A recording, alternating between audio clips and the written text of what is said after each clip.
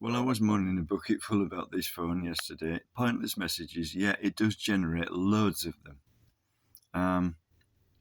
That's the thing, by the time it's gone through its motions, you've virtually gone through your own motions, if you get what I mean.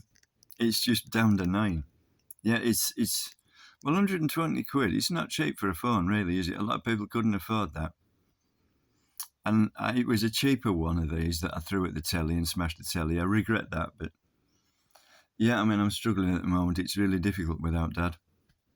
And yeah, he died recently. And most of my family have died over the last few years. It's just difficult. But it's very difficult to motivate yourself to do anything when you're completely on your own, and I am now. Yeah, I know, I've got the neighbours to talk to, but sometimes most of the time I can't even get out of the house. But Nana had that problem when she was retired. And of course, her son was killed in World War II. Well, I can't, as my brother said, we can't really judge that family after that happened. Because it must be horrendous. And it wasn't there. I have a photograph of him, and he was a good-looking lad and very brave to go up in the plane that crashed, because they were notorious for having engine failure. And there were Rolls-Royce engines. I've got nothing against Rolls-Royce. It's unusual that, because Rolls-Royce were perfectionists, and that's why that's why people like them. Both Mr. Rolls and Mr. Royce were unbelievable. I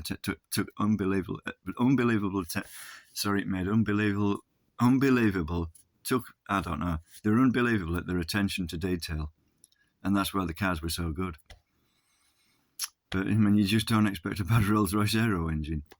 But the Merlin that was under development became so good that they just scrapped the Vulture and the Aviaro Manchester, put 4 Spitfire engines on it, made it slightly bigger, and called them Lancasters, because they were going to call them Manchester Mark IIs, but there were so many Manchesters lost in World War II due to engine failure and various other problems that they just decided it was a bad idea to call them the Manchester Mark II, because there's so many aircraft killed by the problems on that aeroplane.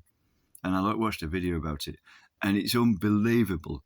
Like the sinking of the Titanic, there were so many design faults on the Titanic that if it hadn't had those, it wouldn't have sunk as quickly. And what they didn't realise was that the navigator, or the helmsman, steered to the left of the iceberg, not knowing there was a piece of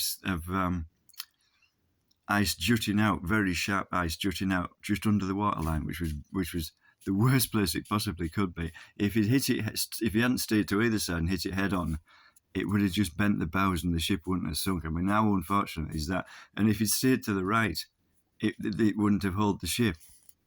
It's unbelievably sad, is that.